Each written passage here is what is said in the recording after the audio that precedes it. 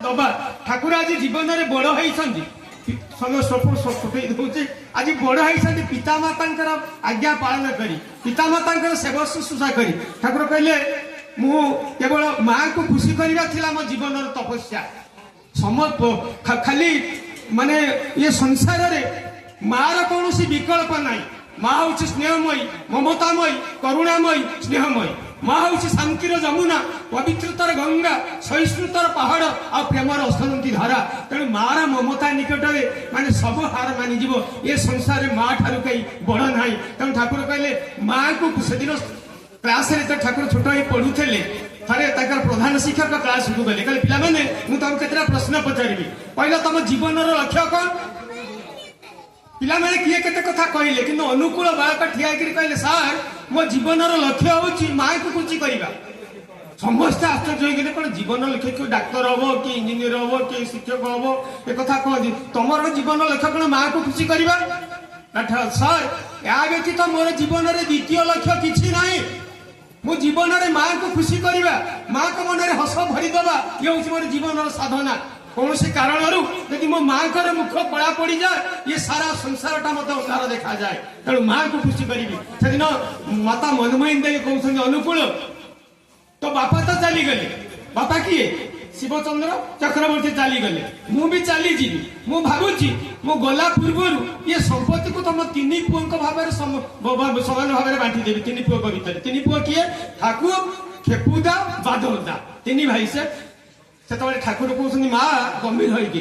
से संपत्ति मुझे किसी नेबी नहीं ना रे तू बड़ पुओ तू नबू नहीं कौन हम ना ना तू कौन नबू ना मु तुमको नेबी माँ मोर से संपत्ति दरकार नहीं मुझे इंद्र संपत्ति स्वर्ग संपत्ति मोर जे माँ मु तुमको नेबी ठाकुर उत्तर देते माँ को खुशी करवा मुझे जीवन तपस्या तेणु से माँ जीवन में किभली भाव से दिन खई फुटा बाली रे से दिन कौन तो केते अभियोग आसी ठाकुर जो कृष्ण बालकृष्ण भली जो केते अभियोग के से करुले ना केते अभियोग आसूला जड़े किए अभियोग कर ठाकुर ना शिशु अनुकूल 5-6 वर्षर पिला 6-7 वर्षर पिला से तबले माँ जो शुणिले केते तो अभियोग विरुद्ध मो आगे कर गोटे छाट बाहर कले से हाथ में छाटा धरिकी बाहर कर छाट अनुकूल तो बहुत चालाक ना से सांगे सांगे माँ छाट धरले किसी आसला मो विरुद्ध सांगे सांगे दौड़ा आरम्भ कर अनुकूल पछे पछे माँ छाट चाल आज कुआड़े जीवु आज तोर दिन को मोर दिन चालुंट ठाकुर दौड़ माँ दौड़ नई गली भयंकर खरा है ठाकुर माँ एला बेलू ठाकुर आउ 10-20 बात दौड़ी जाऊँ पछक अनाऊँ माँ आसुँच ना हाँ माँ आसुँच आज तो मैंने भयंकर भाव राग दांत कामुड़ी पूरा आसुँच आज बस माने रक्षा ना मोर आज पुणी दौड़ तो माँ आसुँच ये जो टलटल जाऊँगी बाली में पादटा खसी जाए ना माँ जब पड़ीजे से मैंने कौन जखम हो देखिले आज से छाड़ू तो ना बारंबार दौड़ ठाकुर कौन कले जानते मातृभक्त पुत्र ठिया हो गले ना मुझे दौड़ी नहीं मो माँ जब पड़ीजे कौन हम अवस्था ठिया हो गले माँ देखिए सी ठिया हो गला खूब जोरे माँ दौड़ी गले ठाकुर जाकि कुंडे पकाउछन्ति परी माँ तमें आज एत मो पर रागिच मार मार केते आज मार मार तमें जो बालीटारे खरे दौड़ी तुम अवस्था कौन है झाड़ नाला आंठी है माँ को कुंडे पकाउची माँ कौन करिए ममता में माँ तो से पुओ को बेतटा पके फोपाड़ी दे छाटटा पिला को कुंडे पकाउछन्ति पितृमातृ भक्तिर रूपांतर नहीं तेणु ठाकुर सब बेले पितामाता गुरुत्व अनेक कथा रही समय हो जाऊँगी 2 मिनिट 3 मिनिट तक शास्त्र दादा टे कहे तेणु से मार कौन पटान्तर नहीं ये सब करने तेणु माँ ये जीवन माँ नहीं जार साह नहीं तार पितामाता से दिन आमर आज पिला बाप माँ को आम सत्संग को आसुचे सब कथा शुणुचे पितामाता होती दियंता देवता देवती समस्ते मन रखिए सत्संग आसी बसी जिते मंदिर को जाओ किसी भी लाभ हम ना आज ये जो माँ मैंने बसी ये जो बापा मैंने बसी ठाकुर मूल आइडियोलोजी हूँ जीवन दर्शन हूँ पितामाता तेणु पितामाता को भक्ति कर ठाकुर कहले पितामाता भक्ति जानी था प्रथम श्रेष्ठ भाव तारी उपरे गजे उठे जीवन स्वभाव ठाकुर कहते माता स्वर्ग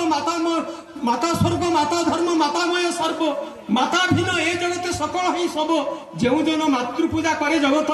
कि कर शोक दुख माया अवतारे माँ रब प्राण भरी कर उच्चारण जातना नथिब दूरे रहिब समन तमे माँ नाम बारंबार उच्चारण कर मार पणुतका नहीं तुम रक्षा कवच हम जमराजा पाखर रक्षा कर शक्ति केवल मार अच्छी से सावित्री सत्यवान कथा आप सब जानी तेणु माँ व्यतीत ये तुमको कहीं रक्षा कर ना तेणु आसतु पितामाता प्रति आज जो निर्यातना दिया वृद्ध अवस्था पितामाता मैंने आज जो जाऊँगी जो ओल्ड एज होम जरा निवास को जाऊँगी पद्म पुराण में कौन वर्णना कराई जानी जो अधम पुत्र पितामाता वार्धक्य पांचटी अवस्था परित्याग करे से घोर कीटयुक्त नरक पतित हुए से पांचटी अवस्था कौन ना गोटे हूँ वार्धक्य वृद्धावस्था द्वितीय हूँ रोगग्रस्त अवस्था तृतीय हूँ दिन दरिद्र अवस्था अंगहीन कौन जगह पारालीसीस हो जाए अंग कटि जाए अवस्था आ विषन्न दुख अवस्था दुखित अवस्था ये पांचटी अवस्था जो अधम पुत्र परित्याग कर जाए से कीटयुक्त नरक पतित हुए तेणु आज ही से सत्संग आपड़ कि मन रखिले ना गोटाए कथा मन रखु पिता माता सेवा करी वाल्मीकि रामायण वर्णना करा पिता आज्ञा पालन करने सेवा शुश्रूषा करने ठारू संसार में द्वितीय कौन धर्म नहीं कारण पिता माता सेदिन सचिदानंद सरस्वती कहते दिव्य जीवन संघर जो लोक आखि बंद करी मंदिर अंधकार भितर भगवान को दर्शन करे आखिर चलप्रचल होता जीवता देवता देवी को देखी पारे ना से भगवान को देखी पारती ना तेणु आसतु जोड़िए कथा मन रखिए मृत्यु प्रति सजग हे बाल्यकाल धर्म धन संची जीवन अनिश्चित ये जाने कहे आज मृत्युकाल उपचित अरे पिता माता सेवा शुश्रूषा करवा ठाकुर कहले इष्ट भरण पितृपोषण परिस्थितिर उन्नयन यह न करी जहाँ करना अधपाते तोर चलन वंदे पुरुषोत्तम।